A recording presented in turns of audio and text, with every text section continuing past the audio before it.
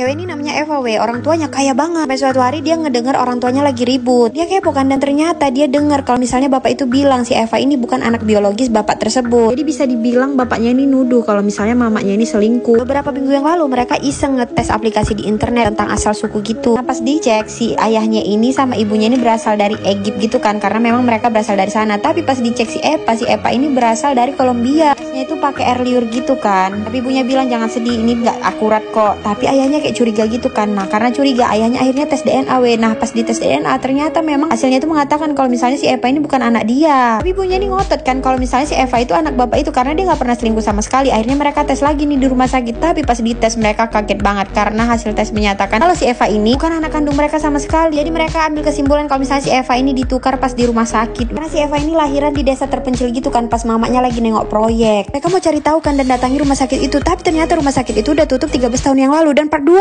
setelah diperiksa ternyata rumah sakit tempat ibunya melahirkan itu udah tutup dari 13 tahun yang lalu karena udah bingung banget. Akhirnya sahabat dia ngasih saran. Sahabatnya ini orang kaya juga kan, punya stasiun TV. Sahabatnya bilang kenapa nggak kita siarkan di TV aja. Mereka pasang kan iklan pencarian anak yang lahir tepat dengan tanggal si anak ini kan. Dan setelah itu banyak banget anak perempuan yang mendaftar tapi nggak ada satupun DNA yang cocok. Setelah berapa bulan tiba-tiba muncul sepucuk surat gitu yang menyatakan dia tahu soal penukaran anak tersebut. Tapi sayangnya ibu yang menukarkan anak tersebut udah meninggal dan anak tersebut sekarang berada di panti asuhan. Mereka datangin lah kan panti asuhannya, tapi ternyata pas nyampe panti asuhan, pemilik panti asuhan itu bilang kalau anak itu udah diadopsi. Jadi setelah beberapa tahun ditaruh di panti asuhan tersebut, anak itu langsung diadopsi. Hubungilah kan si orang tua adopsi ini. Terus si pemilik panti asuhan itu bilang kalian datang lagi besok ya, besok kita janji ketemuan sama mereka. Tapi pas mereka ketemu, mereka tuh benar-benar kaget karena ternyata anak yang tertukar itu adalah sahabatnya sendiri yang punya stasiun TV yang kaya itu. Jadi ternyata anak kandung mereka itu selama ini berada di dekat mereka juga. Sempit banget ya dunia ini.